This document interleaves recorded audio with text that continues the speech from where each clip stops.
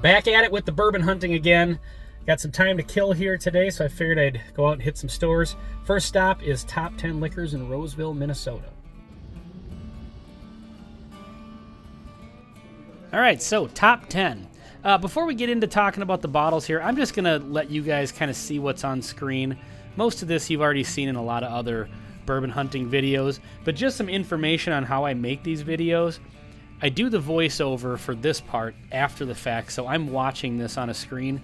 And to be honest, it's kind of hard for me to comment on the prices because I just can't read them on the screen as I'm watching. I did remember that that one was about $79, $80 for that Penelope 9-year age stated. I'm super curious about that one. Looking forward to trying that one someday.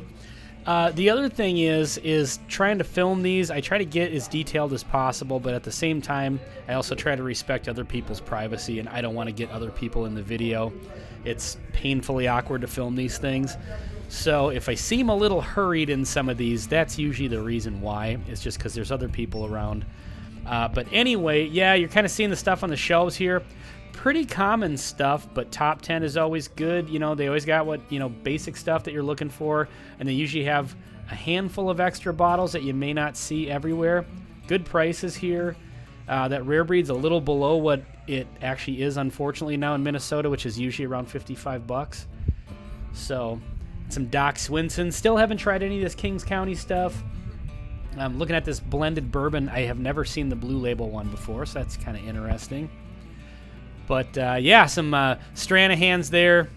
Been liking the Stranahans lately. And then the Dickel Shelf. I know a lot of you guys pass on that, but... All right, so that store was pretty awesome. Kind of basic stuff, but Top 10s are always good. They're always priced fair. Sat and talked to the manager for a while, a guy named Sean. He was really cool. I forgot to mention at the beginning of this video, I'm specifically looking for the new Elijah Craig Barrel Proof, so I'm not really out to buy a bunch of different bottles. So, didn't pick anything up at that last store, but now I'm at the Total Wine in Roseville. Probably not really expecting to find a Elijah Craig Barrel Proof here, but I was in the neighborhood, so we'll check it out. Okay, just got out of Total Wine. I didn't end up filming anything in there just because it's a Saturday afternoon and it was packed, so there really wasn't a good way for me to politely film the shelves without getting in people's way, or, I'm not trying to film people. Look like a weirdo, with my camera out and stuff. So they just had kind of standard Total Wine stuff. Nothing really new, except they had, I took a picture, I'll put it on the screen here. It's called Old Emmer, and it's a weeder. It's one of their Spirits Direct brands, but they had samples of it, and I tried both of them, the regular one and the cask strength, and I actually really liked both of them. If I wasn't allocating my current bourbon budget to the Elijah Craig Barrel Proof, I probably would have picked up one of those. So I think at the, just under $50 price point, they had a regular and a cask strength, both really good, and they're only like a $5 difference, so depending on what proof point you like, I think for the $50 it's worth a try. So yeah, let me know in the comments if you've had that. So I'm going to move on to another store here that was recommended to me. It's a Haskell's location. I've been to a bunch of Haskell's, but a couple of people told me that there was one a few miles down the road, so I'm going to head over there and check that out and see if I can get lucky and find this Elijah Craig. Well, if you've seen my bourbon hunting videos in the past, you'll know that Haskell's is a store that I love. They've got a huge selection usually. They're usually really good for some sales. I've never seen that Guero rye before, or the Old Elk rum cask finish. I've been loving the rum cask finish ryes lately.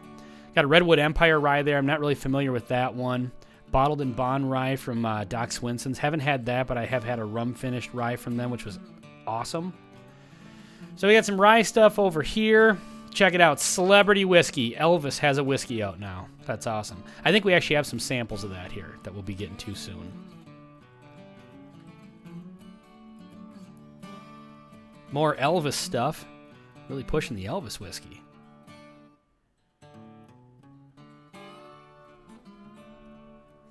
Got the Old Granddad. I love that that's still here for a fair price. I realize that my filming is kind of crappy on this one. I was trying desperately not to run into any of these displays that were in the middle of the aisle. There really wasn't a lot of room to walk around. I'm trying to focus on the camera at the same time. So try not to knock stuff over. We got the Elijah Craig C-9 23, B523, and the Larceny C-9 23. Still want to get that Larceny. That one's coming up soon. But like I said, I was looking for that new Elijah Craig. But speaking of Elijah Craig, those B523s are sitting on shelves here, and I just don't really understand why. I thought that was a really good batch. I think maybe people were turned off by the lack of age statement. Or not the lack of, but the fact that it was lower than 12. I would say if you like Elijah Craig barrel proofs at all, you're not going to be disappointed with that one. I mean, I think it's close enough to all the other ones that, you know, it's worth a buy. Got the Grizzly Beast. I think that price is around MSRP, from what I understand. And the JW Dant, that's an awesome budget pour. Kind of a lot like a Evan Williams Bottled in Bond, but it's usually like $15 for a 750 of it. Can't beat that. And then the Jepsons. The only one of this that I've had is the Friday at Fred's store pick, I guess, from Storytime Distillery, and it's excellent. And then here's some non-whiskey stuff, but I just thought they had a really cool setup and I wanted to show it. Got the display case here, some exploratory cask action, some barrel stuff, some of the more expensive Stellum stuff. I've never had any of that.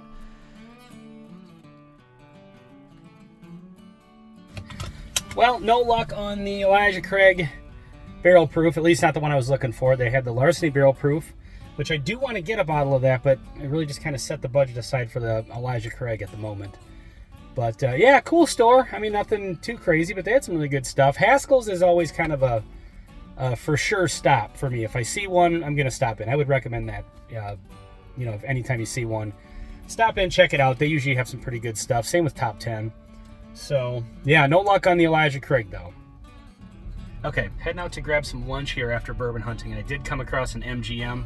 These are hit and miss for me. Sometimes they're great, sometimes they're not. They tend to have good selection, but sometimes their prices get a little weird. But I'm gonna go and check it out. Tell you right off the bat, I did a terrible job of filming this store. The manager kept coming up and putting new products on the shelf while I was trying to film. But, you know, there's sometimes value in that, because if you notice that little blank spot to the left of the Elijah Craig Toasted Barrel, we're going to get back to that in a second. Look at that. Bam! There it is, the C-9 23.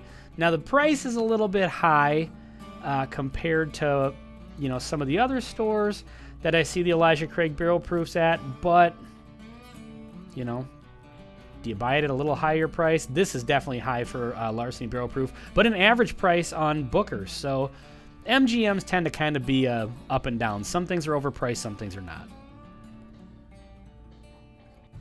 Okay, well, you did see in the video, they did have it. Bam, I did pick it up.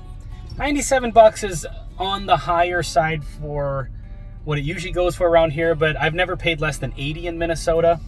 Last one that I got, I think, was $90. So $80 to $90 is the typical around here. So, yeah, maybe overpaid by $10, $15 or something like that. So, but this one is really flying off the shelf. So I kind of figured, you know, for the extra little bit of money, I'm just going to go ahead and pick it up because didn't want to miss out on it. So looking forward to getting into this one. Review coming soon.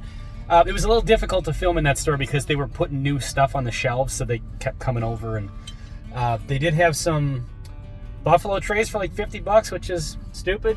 And then they had Blanton's for $150, which I wouldn't pay for it, but at least it's not $250 like some places are charging. So anyway, that's my bourbon hunting for the day. I'm glad I stopped into this last store. I wasn't even planning on it. Found what I was looking for, so that's always cool. So anyway, thank you very, very much for watching. Please like, comment, subscribe, do all the things. Cheers.